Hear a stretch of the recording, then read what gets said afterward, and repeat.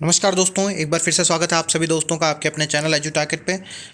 तो एक बड़ी खुशखबरी है आप सभी दोस्तों के लिए। Uttar Pradesh public service commission में एएन की रिक्रूटमेंट आ चुकी है। जो भी student civil engineering, electrical, mechanical engineering में अगर आप तैयारी कर रहे हैं या फिर एग्रीकल्चर इंजीनियरिंग में अगर आप तैयारी कर रहे हैं, तो आप सभी दोस्तों के लिए एक बड़ी खुशखबरी है। असिस्टेंट इंजीनियरिंग इन उत्तर प्रदेश डिपार्टमेंट, यानी कि गवर्नमेंट इंजीनियरिंग डिपार्टमेंट है, इसके अलग अलग डिपार्टमेंट्स में आपकी असिस्टेंट इंजीनियर की रिक्रूटमेंट आ रखी है। तो इस नोटिफिकेशन को अपन डिटेल में डिस्कस करेंगे, क्या इस नोटिफिकेशन में है, कब तक आप एप्लीकेशन फॉर्म भर सकते हैं और क्या क्या इसकी मिनिमम रिक्वायरमेंट रहने वाली है और इसका एग्ज़ाम पैटर्न क्या होने वाला है। इन सारी डिटेल्स को अपन इस डिटेल नोटिफिकेशन के अंदर डिस्कस करेंगे। तो इस वीडियो को आप एंड तक देखते रहिएगा और जो हमारे चैनल पर नए हैं वो सभी सबसे पहले सब्सक्राइब कर लीजिएगा, बेल आइकन को दबा दीजिएगा, इसी तरीके के और भी बेहतरीन वीडियो आप सब तक सबसे पहले पहुंच सके। तो स्टार्ट करते हैं video. Uttar Pradesh public service commission के अंदर combined state engineering services general and special recruitment के अंदर आपके एप्लीकेशन मांग रखे हैं 2024 के। Date of commencement of online application आपके जो है वो 17/12/2024 से स्टार्ट हो चुके हैं। जो लास्ट डेट आपकी जो रहेगी वो रहेगी 17 जनवरी 2025 तक। Last date for fee reconciliation and corrections, यानी कि आप करेक्शन जो कर सकते हैं, मॉडिफिकेशन कर सकते हैं अपने एप्लीकेशन में, वो कर सकते हैं लास्ट 24 जनवरी 2025 तक। तो सबसे इम्पोर्टेंट इसमें जो है आपके लिए कि कितनी वैकेंसीज आपकी आ रखी हैं, ओके, वो अपन डिस्कस कर लेते हैं। कौन कौन से डिपार्टमेंट में है। Name of the assistant engineer mechanical, irrigation and water resource department में है। Assistant engineering in civil Uttar Pradesh Jal Nigam में आ रखी है। Assistant engineer electrical and mechanical UP Jal Nigam में है। Assistant engineer civil rural engineering department में। असिस्टेंट इंजीनियर इलेक्ट्रिकल मैकेनिकल में housing and urban planning department में है। Assistant engineering in civil housing and urban planning department में है। Assistant engineering in civil public works department यानी PWD में है आपकी। और इसमें आप देखेंगे कि पीडब्ल्यूडी की एक अच्छी खासी वैकेंसीज आ रखी हैं। यूपी एग्रीकल्चर डिपार्टमेंट में है, जिसमें इंजीनियरिंग ब्रांच किसी या फिर एग्रीकल्चर ब्रांच दोनों ही इसमें एप्लीकेबल है। असिस्टेंट डायरेक्टर एनर्जी डिपार्टमेंट में आपकी है। Assistant engineering civil irrigation and water resource department में है। Assistant engineering civil medical health and family welfare department में आपकी रिक्रूटमेंट आ रखी है। ओके, तो इसमें देख लेते हैं कौन कौन से डिपार्टमेंट में कितनी कितनी वैकेंसीज आपकी आ रखी हैं। तो जैसे ही अपन नीचे स्क्रॉल करके आएंगे, ये आपके अलग अलग एप्लीकेशन फॉर्म में, आप अगर एसटी के हैं तो उसको आपका क्या फॉर्मेट होना चाहिए, आपके क्या बोलते हैं सर्टिफिकेट का, एससी का क्या फॉर्मेट होना चाहिए, ओबीसी का क्या होना चाहिए, ईडब्ल्यूएस का क्या होना चाहिए, वो इन्होंने डिटेल में दे रखा है। ओके, अब अपन एक बार देख लेते हैं कि आपके वैकेंसीज कितनी है। उसके बाद में आएंगे अपन सिलेबस पर। ओके, सबसे पहले अगर अपन टोटल वैकेंसीज की मैं बात करूं, तो टोटल वैकेंसीज जो आपकी हैं वो है 582 प्लस 22 स्पेशल कैटेगरी में, यानी सिर्फ ओबीसी एंड एसटी वालों के लिए ही है ना। स्पेशल रिक्रूटमेंट 22 के लिए अलग से दिया गया है, irrigation water resource department assistant engineering civil का, यानी 582 प्लस 22, यानी कि आपकी जो टोटल वैकेंसीज है 604 टोटल नंबर ऑफ वैकेंसीज है, जिसमें से जनरल कैंडिडेट्स की आपकी 258, ओबीसी की है आपकी 148। इसी तरीके से अलग अलग डिपार्टमेंट में ये एसटी एससी एंड ओबीसी जो है सिर्फ उत्तर प्रदेश के ही होने चाहिए, और जनरल के अंदर ऑल ओवर इंडिया से आप कहीं से भी हों आप इसमें अप्लाई कर सकते हैं। ओके, अब बात करते हैं अपन इसका सिलेबस और एग्ज़ाम पैटर्न क्या रहने वाला है।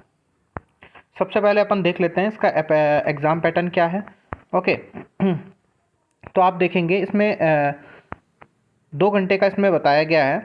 ओके, उत्तर प्रदेश समिति राज्य अभियांत्रिकी सेवा परीक्षा प्रथम चरण प्रारंभिक परीक्षा, यानी कि ये प्री और मेंस 2 चरणों के, प्री मेंस एंड इंटरव्यू 3 चरणों में आपका टोटल एग्जामिनेशन होगा। जो इसका पहला चरण है वो उसमें क्या आएगा, प्रश्न पत्र होगा एक वस्तुनिष्ठ प्रकार, यानी ऑब्जेक्टिव टाइप का आपका क्वेश्चन पेपर होगा, जिसमें आपके टोटल नंबर ऑफ क्वेश्चंस कितने होंगे, 150 होंगे, और मार्क्स जो होंगे यानी कि 300, यानी कि हर एक क्वेश्चन 2 मार्क्स का होगा, और 2 घंटे का टोटल पेपर होगा, यानी कि 120 मिनट में आपके कितने क्वेश्चन हैं, 150 क्वेश्चन हैं। और सिलेबस इसका क्या रहने वाला है, सामान्य ज्ञान, यानी कि सामान्य ज्ञान कौन सा वाला, सामान्य ज्ञान के प्रश्न पत्र, समसामयिक घटनाओं एवं ऐसी बातों की उनके वैज्ञानिक पहलुओं पर ध्यान देते हुए जानकारी समिति होने जो प्रतिदिन के अनुभव से आती है तथा जिनकी किसी शिक्षित व्यक्ति से अपेक्षा की जा सकती है। प्रश्न पत्र में भारत का इतिहास, राजनीति और भूगोल के ऐसे प्रश्न भी सम्मिलित होंगे जिनका उत्तर उम्मीदवार विशेष अध्ययन किए बिना ही दे सकेंगे।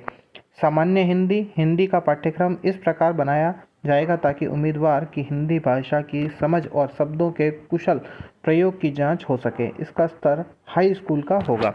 और अगला जो तीसरा इसमें सेक्शन है, फर्स्ट पेपर की ये बात कर रहे हैं, प्री की इंजीनियरिंग एप्टीट्यूड। इंजीनियरिंग एप्टीट्यूड में ओवरऑल एक तरीके से देखा जाए तो आपके इलेक्ट्रिकल, मैकेनिकल, सिविल के बेसिक जो इंजीनियरिंग क्वेश्चंस होते हैं वो सारे इसके अंदर आ गए हैं। Engineering principles of design and drawing, engineering material के basics of thermodynamics, water resource, इस तरीके से काफ़ी सारे इसमें 22 टॉपिक्स हैं, जिसमें ओवरऑल सभी इंजीनियरिंग के आपके आ जाता है। कंप्यूटर साइंस, इलेक्ट्रिकल, इलेक्ट्रॉनिक्स, एक तरीके से ये ईएससी का जो आपका प्रीलिम्स का जो पेपर होता है इंजीनियरिंग सर्विसेज एग्जामिनेशन का, वही सेम पेपर आपका यहाँ पर रखा गया है। सिर्फ एक्स्ट्रा क्या है इसके अंदर, हिंदी जो है वो एक्स्ट्रा इसके अंदर आपको आएगी। अब इसमें पैटर्न देख लेते हैं, कितने क्वेश्चन किस किस के आ सकते हैं।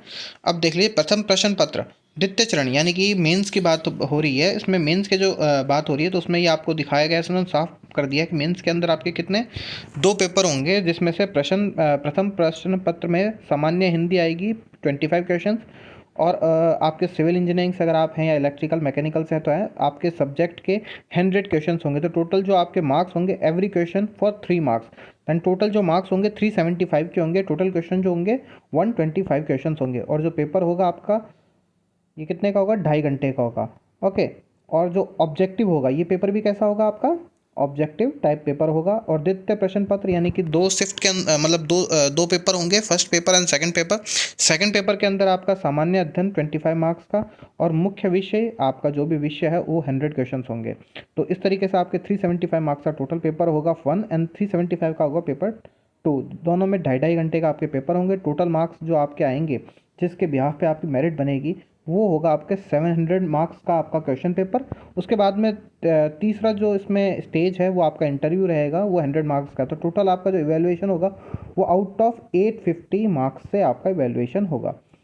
सामान्य हिंदी के अंदर वही 10th लेवल तक की आपकी जो हिंदी रहती है वो आएगी, और मेंस के अंदर जो सामान्य अध्ययन है वो सामान्य अध्ययन के प्रश्न पत्र समसामयिक घटनाओं और ऐसे बातों को उनके वैज्ञानिक पहलुओं पर ध्यान देते हुए जानकारी सम्मिलित होगी जो प्रतिदिन के अनुभव में आती है तथा जिनकी किसी शिक्षित व्यक्ति से अपेक्षा की जा सकती है। प्रश्न पत्र में भारत का इतिहास, राजनीतिक और भूगोल के ऐसे प्रश्न भी शामिल होंगे जिनका उत्तर उम्मीदवार विशेष अध्ययन किए बिना ही दे सकेंगे। यानी कि एक तरीके से वही होगा आपके इंडियन जी के, और कुछ हद तक यूपी की भी कुछ इसमें शामिल कर लेंगे, लेकिन ज़्यादातर जो मेजर पोर्शन रहेगा वो आपका इंडियन जीके का इसमें रहेगा। ओके, इन्होंने साफ साफ लिख दिया प्रश्न पत्र में भारत का इतिहास, राजनीति और भूगोल के ऐसे प्रश्न भी शामिल होंगे। ओके, इवन यूपी के कुछ क्वेश्चंस और करंट अफेयर भी आपकी इसके अंदर इंक्लूड कर ली जाएगी। और सिविल इंजीनियरिंग के जो आपका सिलेबस है, इलेक्ट्रिकल, मैकेनिकल, वो सब आप डिटेल नोटिफिकेशन में आप अपना देख सकते हैं। ओके, ये सारे जो इंपॉर्टेंट पॉइंट्स थे वो मैंने आपके साथ में डिस्कस करे हैं। अगर आपको कोई और डाउट हो तो आप कमेंट के जरिए मुझसे पूछ सकते हैं, मैं उनका रिप्लाई करने की जरूर पूरी कोशिश करूँगा। सो ये वीडियो आप ज़्यादा से ज़्यादा शेयर करिए। So thank you for watching this videos friend.